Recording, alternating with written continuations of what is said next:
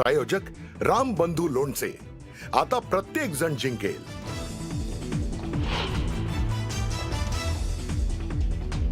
मला मुख्यमंत्र्यांची दया येते की कोड होतास तू, काय झालास तू. भ्रष्टाचारांना स्वतःच्या पांघरुणात घेतलंस तू.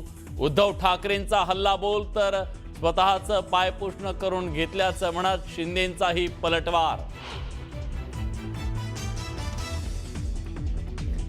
अनाकोंडा मुंबई गिळण्याच्या दिशेनं पुढे निघालाय म्हणत उद्धव ठाकरेंचा हल्ला बोल तर मुंबईला लुटणाऱ्यांनी अमित शहांवर बोलू नये, एकनाथ शिंदेंनीही सुनावलं. शेतकऱ्यांच्या प्रश्नावर खासदार ओमराजे निंबाळकरांचा लोकसभेत हक्कभंग प्रस्ताव.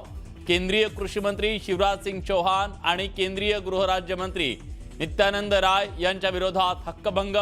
25 खासदारांच्या सह्या.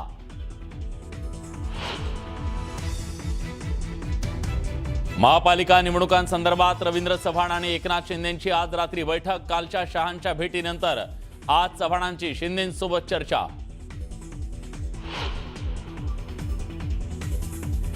शीतल तेजवानीला कोर्टाकडून 4 दिवसांची पोलीस कोठडी. पुण्यातल्या मुंडवा जमीन गैरव्यवहार प्रकरणी पोलीस कोठडी.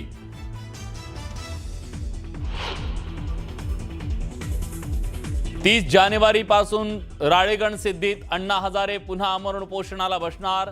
राज्यात सशक्त लोकायुक्त कायदा तातडीने लागू करण्याची अण्णांची मागणी.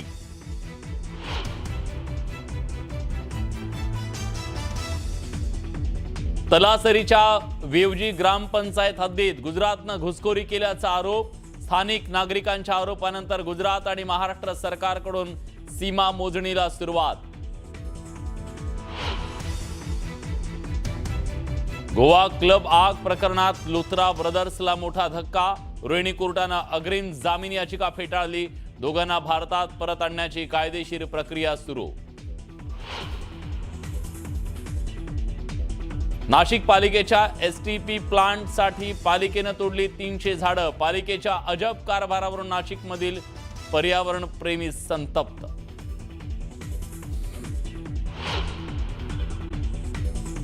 पवार कुटुंबाचा डान्स आणि राजकारणही एकत्रच असतं, असं विधान परिषदेचे सभापती राम शिंदे म्हणाले होते. तसंच घडतंय सुद्धा. बुधवारी रात्री शरद पवार आणि अजित पवार यांच्यात 20 मिनिटं चर्चा झाली आणि त्याआधीही एक मोठी घटना घडली. अजित पवार आणि रोहित पवार एकाच कारनं विमानतळावर पोहोचले. त्यामुळे दोन्ही राष्ट्रवादीच्या एकत्रीकरणासाठी शरद पवारांच्या वाढदिवसाचा मुहूर्त साधला जाणार का, ही चर्चा राजकीय वर्तुळात जोरात सुरू आहे.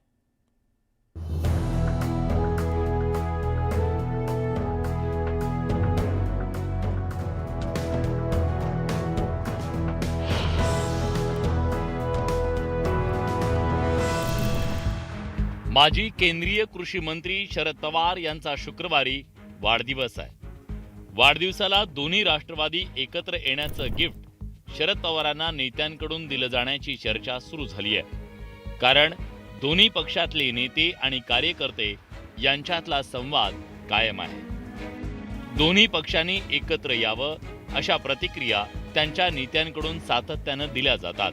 त्यातच बुधवारी दिल्लीत शरद पवार आणि अजित पवार यांच्यात बंद दाराआड तब्बल 20 मिनिटं चर्चा झाली. बैठकीचे फोटो सुद्धा समोर आले. या फोटोतली दोन्ही नेत्यांची बॉडी लँग्वेज पुरेशी बोलकी आणि सकारात्मक आहे. त्या बैठकीतली सर्वात मोठी इनसाइड स्टोरी समोर आली आहे. दोन्ही नेत्यांनी आगामी निवडणुकांमध्ये एकत्र येण्यावर चर्चा केल्याची माहिती सूत्रांनी दिली आहे. उद्धव बाळासाहेब ठाकरे शिवसेनेची सगळ्यांशी आम्ही आघाडी केली नाही. तिथं आघाडी झाली तेव्हा कोणी काय प्रश्न विचारला नाही, मग तुम्ही अशी आघाडी कशी केली. स्थानिक पातळीवर जे आहेत अधिकार आम्ही दिलेले आहेत त्याप्रमाणे आघाडी झाली. उद्याच्या बाबतीमध्ये तुमच्या मनामध्ये जे आहे अजून तशी चर्चा नाही. तशी चर्चेचा कुठे असा जर विषय झाला आम्हाला कल्पना देऊ. शरद पवार आणि अजित पवार यांच्या बैठकीत राजकीय आणि कौटुंबिक चर्चा झाल्याचं सांगण्यात येत आहे. अर्थात आगामी पालिका निवडणुकीच्या तोंडावर राजकीय आणि त्यातही एकत्र लढण्यावर चर्चा झाली असणार हे सांगायला कोणत्याही ज्योतिषाची गरज नाही. तर अजित पवार आणि रोहित पवार यांच्यातला संवाद वाढत चाललाय. विमानतळावर जाण्यासाठी या दोन्ही नेत्यांनी एकाच कारनं प्रवास केला. त्यामुळे दोन्ही राष्ट्रवादी एकाच ट्रॅकवर येऊन राजकीय प्रवास करण्याची शक्यता निर्माण झाली आहे. कोण किती तास किती मिनटं एकमेकांच्या बरोबर होते खरोखर मला कल्पना नाही. फक्त मी माझी भूमिका स्पष्ट मांडली. ती भूमिका एवढंच आहे की सध्याच्या परिस्थितीमध्ये पक्ष म्हणून आम्ही आमच्या पद्धतीने काम करतोय. अजित पवार यांचा मुलगा जय याच्या विवाहाला शरद पवार उपस्थित नव्हते. त्यामुळे शरद पवार आणि अजित पवार यांच्यात दुरावा आहे का अशी शंका उपस्थित केली जात होती. मात्र दिल्लीत अजित पवारांनी शरद पवारांना वाढदिवसाच्या शुभेच्छा देऊन सर्व शंका दूर केल्या. आता शरद पवारांच्या वाढदिवसाला म्हणजे 12 डिसेंबरला दोन्ही पक्षाचे नेते एकत्रीकरणाचं गिफ्ट देऊन राष्ट्रवादी पुन्हा असा नारा देतात का, याकडे राज्याचं लक्ष लागलंय. Bureau report, news 18 Lokmat. तुम्हाला आठवत असेल 2008 मध्ये कल्याण रेल्वे स्टेशनवर उत्तर भारतीयांना मारहाण झाली होती. आता त्या प्रकरणात राज ठाकरे आज कोर्टात हजर झाले. तेव्हा त्यांना विचारलं गेलं, तुम्हाला तुमचा गुन्हा मान्य आहे का? त्यावर राज ठाकरेंनी दिलेलं उत्तर अतिशय महत्त्वाचं होतं. न्यायालयात आज नेमकं काय घडलं जाणून घेऊया या रिपोर्टच्या माध्यमातून.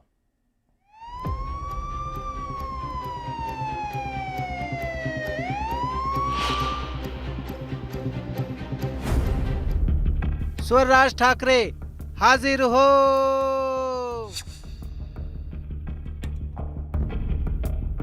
मनसे प्रमुख राज ठाकरेंनी गुरुवारी ठाणे कोर्टात हजेरी लावली.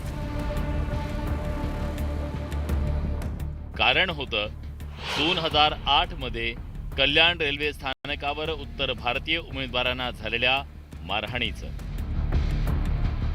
रेल्वे भरतीसाठी आलेल्या उमेदवारांवर 19 ऑक्टोबर 2008 रोजी हल्ला झाला. तब्बल 17 वर्षांनंतर या प्रकरणात आरोपपत्र दाखल झालं आणि राज ठाकरे ठाणे जिल्हा न्यायालयाच्या समोर हजर झाले. सुनावणी सुरू होताच अवघ्या काही मिनिटात ती संपली. न्यायमूर्ती राज ठाकरे आणि वकील यांच्यात थोडका पण महत्वाचा संवाद झाला. सुनावणी सुरू होताच न्यायमूर्ती अभिजित कुलकर्णी यांनी विचारणा केली. कल्याण रेल्वे प्रकरणी सर्व आरोपी हजर झालेत का, यावर राज ठाकरेंच्या वकिलांनी हो असं उत्तर दिलं. न्यायमूर्ती अभिजित कुलकर्णींनी म्हटलं, स्वरराज ठाकरे असा नामोल्लेख केला. त्यावर राज ठाकरेंनी न्यायमूर्तींकडे पाहून मान हलवत होकार दिला. प्रकरण आमच्या न्यायालयात वर्ग झालंय. तुम्हाला तुमच्यावर केलेले आरोप मान्य आहेत का, असा सवाल न्यायमूर्तींनी राज ठाकरेंना विचारला. ज्यावर नाही असं उत्तर देत राज ठाकरेंनी आरोप फेटाळून लावला. न्यायमूर्तींनी ठीक आहे असं प्रत्युत्तर दिलं. प्रकरणाचा खटला लवकर सुरू करतो आणि 1 महिन्यात प्रकरणाचा खटला संपूया असं म्हणत न्यायमूर्तींनी राज ठाकरेंना सहकार्य करण्याचं आवाहन केलं. यावर राज ठाकरेंच्या वकिलांनी चालेल न्यायमूर्ती असं म्हणत होकार नोंदवला. शेवटी न्यायमूर्ती अभिजित कुलकर्णींनी 16 डिसेंबर या दिवशी पहिल्या सत्रात सुनावणी घेऊन खटल्याला सुरुवात करूया असं म्हणाले आणि सुनावणी संपली. आम्हाला वाटत नाही आम्ही गुन्हा केला. आम्ही जे केलं ते मराठी मुलांसाठी केलं, आमच्या मराठी लोकांसाठी केलेलं आहे. आणि जर आम्ही आमच्या राज्यात आमच्या लोकांसाठी जर एखादी गोष्ट करत असू आणि त्याचा गुन्हा आमच्यावर होत असेल तर तो गुन्हा आम्ही कसा कबूल करणार ना. महाराष्ट्रात प्रत्येक नोकरीवर इथल्या मराठी मुलांचा अधिकार आहे. पहिला अधिकार आमच्या मराठी मुलांचाच आहे आणि त्यांना तो हक्क मिळवून देण्यासाठी महाराष्ट्र नवनिर्माण सेना अशा हजारो केसेस घ्यायला तयार आहे. मनसे अध्यक्ष राज ठाकरेंनी न्यायालयात हजेरी लावल्यानंतर शासकीय विश्रामगृहात थांबले. यावेळी ठाकरेंच्या शिवसेनेचे माजी खासदार राजन विचारे आणि जिल्हा प्रमुख केदार दिघे यांनी राज यांची भेट घेऊन त्यांचं पुष्पगुच्छ देऊन स्वागत केलं. खरं तर उद्धव ठाकरे आणि राज ठाकरे यांच्या राजकीय युतीची घोषणा अजून झालेली नाहीये. पण ज्या तऱ्हेनं दोन्ही पक्षाचे कार्यकर्ते आणि नेत्यांच्या भेटीगाठी होत आहेत त्यावरून घोषणा नसली तरी युती झाल्याचं स्पष्ट होत आहे. राजन विचारेंनीही त्याचे संकेत दिले. शेवटी ठाकरे बंधू एकत्र आल्यानंतर शेवटी ते सुद्धा आमचे नेते आहेत, त्यामुळे आज त्यांना सुद्धा सदिच्छा भेट द्यायला इथे आलो. 1001% ठाणे महापालिका असेल, मुंबई असेल, इतर महापालिका असतील, नक्कीच या महापालिकेमध्ये खऱ्या अर्थाने 2 ठाकरे बंधू एकत्र आल्यामुळे नक्कीच त्याचा फायदा होईल. एकंदरीतच 2008 मधील रेल्वे भरतीच्या वेळीचं गोंधळ प्रकरण तब्बल 17 वर्षांनी सुनावणीपर्यंत पोहोचलं, पण ज्या वेळेला या प्रकरणाची सुनावणी होतीये त्याचा मनसेला फायदा होण्याची शक्यता आहे. त्यामुळे जसजसं हे प्रकरण पुढे जातं त्यातून काय समोर येतं आणि राज ठाकरे मनसेवर त्याचा काय परिणाम होतो याकडे सगळ्यांचं लक्ष लागलंय. शरद जाधव, न्यूज 18 लोकमत, मुंबई.